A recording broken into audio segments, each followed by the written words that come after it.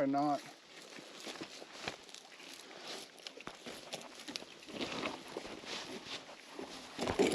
Oh my God. I'm going to tell you about riding Anthony Lakes Recreational Area, the most scenic mountain biking in the state of Oregon. Once you cross the Cascade Mountains, it turns into open grassland like this. Anthony Lakes is located just outside of Baker City at 8,000 feet. It's extremely scenic. You're going to be pulling your phone out constantly. This is hands down the most scenic bike ride I've ever been on in the state of Oregon. It's super unique because it's one of the few places you can ride at 8,000 feet in the state of Oregon legally. So Voiceover Trails, one of my favorite YouTube channels, he did a comment over this trail on the other side. Watch that video too.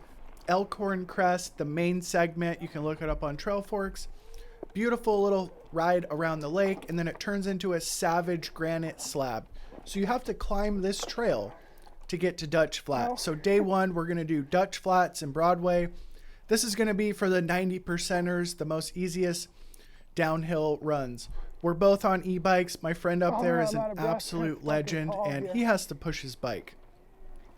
So I want you to pay close attention to the GoPro. It lost stabilization. Interesting things happen at 8,000 feet, so please be cautious and bring your e-bike, and don't underestimate alpine riding. In order to get up to Dutch Flats, it's a savage climb up this trail. It's actually really fun to go down it. Going up it, you're going to be in full turbo on your e-bike or pushing your Amish bike for 80% of this trail. I recommend cutting out a lot of extra time. If you're going to do Dutch Flats, it looks like a 3-mile trail, but it ends up being like a couple hours, even when you're on an e-bike. We actually shuttled it. That's how savage it is. Shuttling an e-bike. Yeah, you heard that right. As you get further up the Elkhorn Crest Trail, 1611, whatever's on the screen, it becomes more savage. I am gasping for air, riding in full turbo, questioning my existence. So riding at 8,000 feet is way out of my comfort zone, and just, I can't say that enough times. Be cautious up here. Once you get to the top of the trail, things open up and become extremely scenic, looking west. To the right is west. Major exposure to the right and on most of these trails, so if you don't like exposure, just don't go here, because that's mostly what it consists of. A meandering trail on the top of the crest line. The Elkhorn Crest provides extreme beauty, but it's not really the best riding, to be perfectly honest. So there's my friend. It's time to drop into Dutch Flats. Trust your line. The top of Dutch Flats is all this granite slabby stuff, and we have some extreme exposure over on the right. The top section of this trail is my absolute favorite because it's scenic, rocky, slabby. It's just got everything going on for itself. It's like no other trail in Oregon. Super tight switchbacks. Whenever the guy in front of me is going slow, you know it's very, very hazardous because that guy's super fast. So basically, this is absolutely epic, but if you don't like exposure, just skip Dutch Flats altogether, and actually don't even go up to Anthony Lakes, because that's basically all it consists of. This tight switchback style, it's more of like a hiking trail, but if you enjoy that kind of riding, you're really going to like it. Now, after the first half mile, quarter mile, I don't know, the trail does let up and allow you to go a little bit faster, and the exposure isn't quite as extreme. So my friend in front, he's kind of going slow because I think he's waiting for me. Normally he would be going like 25 miles an hour. This is actually really fun riding. This is the most downhill-ish kind of trail you're going to get at Anthony Lakes, even though it is kind of like a hiking trail in my opinion. So as we go lower down on the mountain, the trees change, the environment changes, and this is an absolutely amazing experience. If you've ever done Timberline to Town, it's very similar, but it's just all gnarly single track. I recommend having at least a 160, 150 bike because this trail is pretty chunky and you're going to need some suspension to make it through this. If you're more on the cross-country side, I would just skip Dutch Flats because this is kind of a savage downhill. We're both on long travel e-bikes, and yeah, you got to be careful here. That's why I said to ride a long travel bike. As you dump elevation on this trail, the dirt changes. I'm guessing this is about 6,000 feet because it looks like Timberline to Town, the very top of it near the bike park. This is kind of a sandy mixture with some rocks, and we have tons of trees, so we're definitely at 6,000 feet or less. There's quite a few little transfer stages between the downhill sections of this trail, and they carry momentum pretty good. Climbing this trail is super savage, so I definitely don't recommend climbing it and shuttle it. Now, there is a little bit of elevation gain on this trail, but most of it is tight switchbacks, exposure, or slightly on the downhill, and you can carry momentum pretty well. These tight switchbacks, if that's not your style of riding, definitely skip this trail, but the open sections are extremely fun, and you can get going pretty fast between those tight switchbacks. The environment, the terrain of this trail is just a little bit confusing. I'm like, am I in Oregon? Am I in Europe? Am I in California? It's kind of the mix of all three. We have these giant slabs and trees and sand and then some loam. You're just like a little bit confused. But as you can see, it does carry speed and it's pretty fun. You know, so this is a transfer stage midway down, and you can see there's some exposure on the right and tight switchbacks. So if you're not at least intermediate rider, I would skip this trail. It's rated black, but the exposure could potentially make it out of your league if you're not comfortable with that style of riding. I was riding in full turbo with my seat down for 3 days. Keep that in mind. I'm a C+ rider. And the precise reason I ride a 180 millimeter downhill e-bike for trail riding is coming up right here. Things get pretty chunky with exposure, and you're going to want all the travel you can if you're an intermediate rider. Dude in front of me is very advanced. He's on a Levo, and he just loves it, but he also has a lot more experience than me. I need a break. One of the greatest things about riding Dutch flats is you drop so much elevation, you go into different forests and terrain. I'm not sure what kind of trees they are, but this is feeling more familiar to me. This is what most of Oregon alpine riding is these kind of trees. No idea what they are, but kind of more familiar side. Maybe more than halfway or halfway down the trail, we're coming into thicker forest. This is feeling more like Surveyor's Ridge style of riding, just meandering cross country in the woods. But keep in mind, there's only good views at 8,000 feet, so you're riding with no views and just meander cross country riding near the bottom of this trail. Sprinkled throughout this trail, we have all kinds of fun slabs here. This is actually the first slab I've ever rode. It's kind of like that Canadian style stuff. Yeah. Super fun. We have little jumps and hits throughout the trail, but for the most part, it's not a bike-specific trail from the feel of it. It may be. I don't know. I'm not going to look up the research on it. Descending further down the trail, we're coming into that famous Alpine moon dust, and it is late October here, guys. Remember, there's only a small window to ride here from like July to early October because it's such high elevation. And this is October, and look, we still have mud bogs going on, so very short window you can ride here. It's actually kind of dangerous to ride it in October because when we were camping, it was like 25 degrees at night. I recommend not going in October, and there's quite a bit of water in the mountain, even in October. So if you went early, you would expect this stream to be substantially more full of water and probably a ton of mud and other stuff like that. The lower down on the trail you go, the greener it becomes because it's less alpine and the trees can grow more. This is like a transfer stage near the end of this trail. As you get further down Elkhorn Crest, things become quite a bit more mellow. You could climb up part of the trail and then turn around if you weren't super advanced, because the bottom of the trail is pretty fun, straight, open, not super deadly with exposure and everything else. There's a savage fire road you have to drive up to access the bottom of this trail, and that's the only way to get there. And if you rode down and climb back up the road, I saw some people doing it, and I wouldn't even want to do it on my e-bike. So we actually had my friend's car at the bottom, and we shuttled back up to the top to ride Anthony Lakes. This is like the bike park area at the very top. They used to do lift assisted or van shuttles up here, but unfortunately it's so remote that they had to close it down. It was probably unprofitable. This place is absolutely in the middle of nowhere, and it's very beautiful.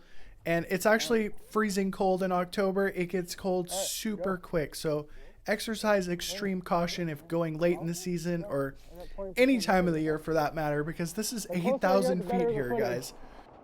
So dropping in on the Broadway trail, there's not much to report. It's really similar to Timberline Bike Park. It's kind of a sandy, rocky, kind of little jumps here and there.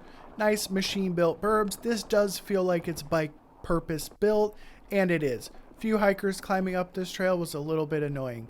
If you like Timberline Bike Park, you're really going to like Broadway, but unfortunately it's 1,000-foot trail. It is an easy climb back up the road.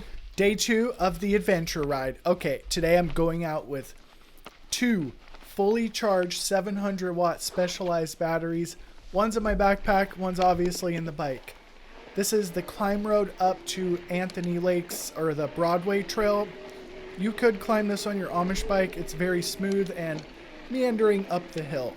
I am going to cut into the area you're not supposed to bike because the locals told me they do it all the time and no one bothers them. I highly recommend you not doing this. I didn't want to publish this video, but it could save someone's life by getting the information in this video, so please forgive me for riding on that trail. Okay, this is what the locals told me to do. Climb the fire road all the way to the top. Instead of turning right, what would lead you to the Broadway trail, you turn left. This will put you on a hiking trail that's called Crawfish. This is a relatively easy meandering trail. It's going to link you onto the Elkhorn Crest, the black one that I rode yesterday, the savage one that you absolutely never want to climb for any reason in your life other than you like to suffer. Now, I never saw any hikers, and I'm super sorry for riding this trail, so please don't blow me up in the comments. I'm just trying to deliver value to people who may end up on this trail or ride here. The locals told me it was okay, but I don't fully agree, and I'm sorry I did it for the 5th time. It feels like a mountain lion's going to jump out and bite you at any second because there's just a ton of rocks for them to hide in. Keep in mind the Elkhorn Crest has elks, goats, bears, wolves, and I was riding solo. Highly not recommended to ride major alpine rides solo alone in the mountains. I had some bear spray and a cell phone, and there's absolutely no reception. Unless you're on the highest peaks of any mountain here, then there is some reception because it's like 8,000 feet and it can reach out. But once you fall into the valleys or riding lower, there is none. Keep in mind, I wouldn't even consider riding here on an Amish bike unless you're Arnold Schwarzenegger, because I was in turbo the entire day and ended up juicing almost both batteries. At the end of Crawfish, it will dump you onto the Elkhorn Crest, the black one on the Trail Forks maps. Super scenic up here, just unbelievable scenic views. The riding, like I told you, it's pretty boring, but it's just such a great experience with all these colors because it's October. Plenty of sunshine getting into the trail because it's midday and you're on the top of the crest line. If you rode here in the summer, wear a lot of sunscreen. It was October and I had to start stripping layers because it was getting super hot in the sun. Keep in mind when you're at 8,000 feet of elevation, you get sunburned super easy because you're closer to the sun. I really, really love this trail. It's such an amazing experience. I definitely recommend riding this trail, even though it is on the boring side, and I'm not a huge fan of cross country, but when you got massive rewards like these views, it's definitely worth it. Only 50% of the black Elkhorn Crest Trail is legal to bikes, but if you continue on, the terrain pretty much keeps the same. Things do become super savage as you get farther down the trail. The trail's completely washed out and there's barely 12 inches of trail left. I don't know. Probably not. You're gonna have to get off, hike, be super, super careful. Let me tell you why. Oh my God. Because it's real easy to slip off the cliff. It's about a 100-foot drop onto granite down there. You would easily die and no one will find you because no one hikes this trail. Or they might hike, but it's October, so there's not a lot of people here. Past the Dutch Flats, you can expect super extreme exposure, slow speed riding, and not the best views because you're on the backside of the crest. Only further down the trail do you become up on the crest with the amazing views. The riding is middle of the cassette, and I had the seat down in turbo the entire day because I was completely terrified. Because of the nature of riding at 8,000 feet on tiny little single track, 5 miles can take you quite a bit of time. And please do not underestimate how long 5 miles can take when you're riding this trail system because it's going to take you absolutely forever. Near the end of the Elkhorn Crest Trail, the black version of the Elkhorn Crest Trail, you're going to come up to this sign. What are you going to do? There's 2 trails here. Let's take a look at the map. Okay, we got the Lost Lake Trail that's rated green, and it's grossly underrated. Absolutely never ride the Lost Lake Trail for any reason. You can't even ride it uphill on your e-bike, so continue on the Crest Trail for all intended purposes when you're hiking. After you have avoided that tempting green trail that's an absolute sufferfest of pushing your bike, you continue on the Elkhorn Crest Trail, and you're like, man, this trail's so unmaintained. I gotta get off my e-bike, walk over the logs, just super time consuming. You see this massive mountain in front of you. You have to climb it. Feels like you're climbing for about 3 hours because you have to get on top of another little hill before the trail ends. This takes so long and so much energy, even on an e-bike, because my lungs are just gasping for air. After that massive climb up the end of the Elkhorn Crest Trail, you have a commanding view of all the valleys. Do not underestimate the distances here. You're like, man, I'm only like 2 or 3 miles from the car. Yeah, if you had a helicopter, it'd take you about 6 hours to hike there and 3 hours to bike back to the car at this point. This trail only shows 5 miles, but it's equivalent to riding 10 miles. These aren't bend miles here, guys. This is 8,000 feet of crawling. Due to the extreme remoteness, there's so much washed out granite and unmaintained trail, you can expect to get off your bike more frequently than you want to. The last mile of this trail is open meadows in the middle of absolutely nowhere. It kind of feels like you died and went to heaven. Just make sure you're still alive and you didn't fall off the cliff at this point. And wow, the views up here at the end of the Elkhorn Crest are absolutely amazing. So, when you pull out your Trail Forks map, it looks real easy to navigate, but let me tell you, when you're up here, I took a wrong turn. There's trails that are unmarked, marked, going out into anywhere. We're trying to get on the red rated Elkhorn Crest Trail. I can't remember if it's east or west, but basically the one that's red. It's only rated red because of the exposure. It's not really technical riding. It's more like a blue trail with extreme exposure. I spent so much time on my phone. Be very careful with your phone too, because you're going to run out of battery because you're just staring at Trail Forks all day trying to find your way around. I had gone down the back of the mountain, obviously on the wrong trail, and I had no idea where that was going to go. Also remember, you've got to go back the way you came, so make sure you have sufficient energy, battery, and water. I also ran out of water at this point, or not this point, but nearly later. I only brought like 1 gallon thinking it was October, and that wasn't enough. Now, I'm on the red Elkhorn Crest Trail, and I am almost through 1 700 watt battery, and I'm making sure I'm on the right trail by looking at the GPS coordinates, and I am on the red Elkhorn Crest Trail. I'm like, why is this trail rated red at this point? It's just a meandering crestline trail. The red rated Elkhorn Crest Trail is definitely on the top and giving you commanding views the entire time you're riding, so be very careful. Focus on trail riding and not the scenic views. Pull over as frequently as you need, but try to focus on the trail riding. Extreme exposure on this side of the trail. This is the end of the trail since most people ride it east to west. I rode it west to east like an absolute idiot, but now I didn't see one single person the entire day. It is October. I'm on the red Elkhorn Crest Trail and it is moto approved, but I honestly would not take my moto on this to save my life. So a couple miles in, you come up to the telephone. Ton of pictures on Trail Forks of the telephone. It's kind of a iconic, cool place, but it's like 4 o'clock, the sun's setting. I'm almost out of water. I'm halfway through my 1400 watts of specialized battery, so I decided, I'm going to turn around. I think my friend is still going. He did like the entire Crest Trail, but he's also an animal, and I'm not. So turning around, back down the Elkhorn Crest Trail from the telephone. Let's try to get back before dark and not die. So going back on the red Elkhorn Crest Trail, I'm going to retrace my steps because I'm kind of scared at this point. The sun is setting. It's October. If it was July and not dark till 9 o'clock, I wouldn't be as concerned. It starts getting cold super quick, and the Elkhorn Crest Trail is super boring, and then certain moments of sheer terror. Oh my I almost God. fell 2,000 feet down this cliff right here. I initially walked it in, And then on the way back, I decided to try to ride it, which was a really big mistake. My friend also crashed right there, so do not be afraid to walk on this trail. And I highly recommend walking many sections of it, and you can also enjoy more scenery.